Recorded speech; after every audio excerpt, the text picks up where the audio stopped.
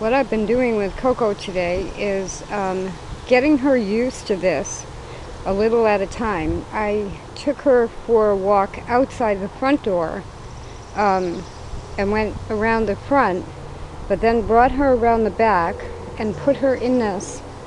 And I walked around the yard, I did other things, and left her in there for about 5 minutes. Especially with an older dog, when you're training a service dog to accept and understand something new that might involve tasks or an expectation. This is more than just stay in the crate. It's stay in the crate because I need to do something, we need to work together. It could go in a lot of directions. So today, what I'm also going to do, she still, when she goes in there, kind of looks at me like, why am I in here?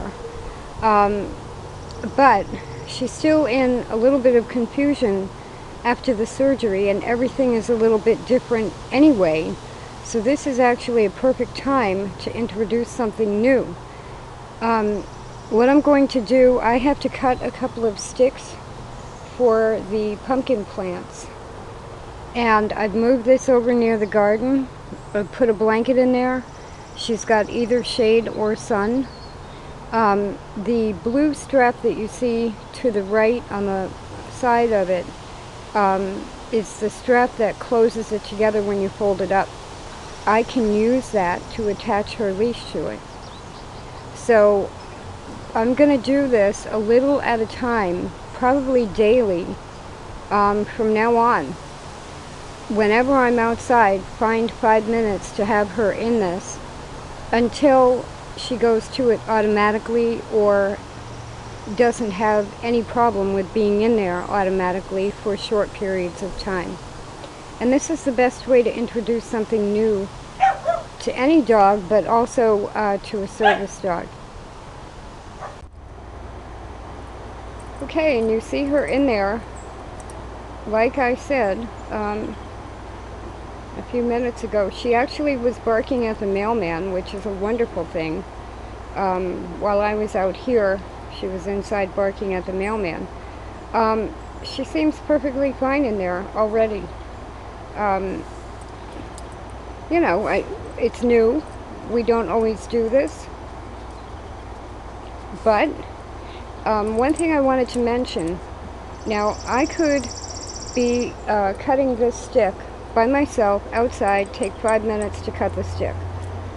This is part of the bond of having a service dog, is you go to the extra time and trouble to keep the dog with you and as a constant companion, even if they're not working a task or something, because then you're a team all the time, no matter what you're doing.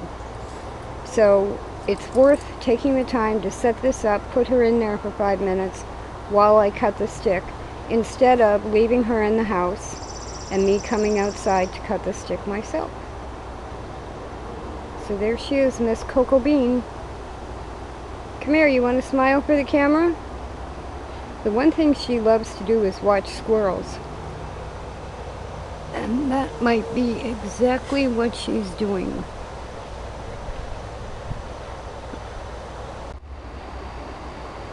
I'm trying to take a picture now without her hamming it up. See?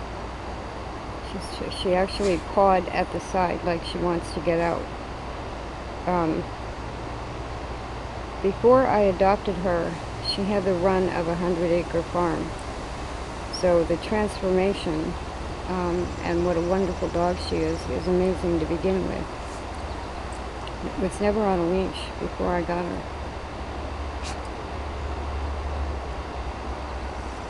These are her home movies.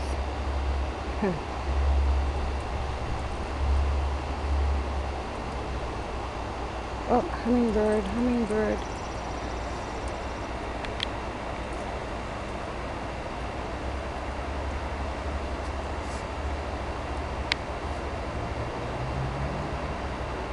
Oh, it left. I see you. I see you. You ready to go? We're all done, aren't we? Can you sit? Sit. Good girl. Good girl. Oh, look at this. You're not supposed to jump, remember? Today is 1 week since she had the surgery. And this is about as active as she gets, which is unusual for her. Coco, back up. Back up. What are you looking at?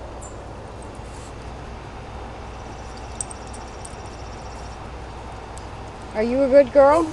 You're doing a good job? Now I need to kind of observe her behavior. I was trying to do this without her seeing me, so I could observe. Don't eat grass. What she does naturally in there without her knowing I'm watching her.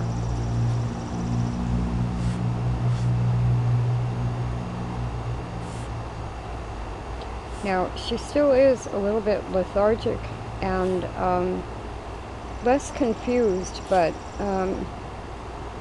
for example, when she's outside, she hardly ever lays down.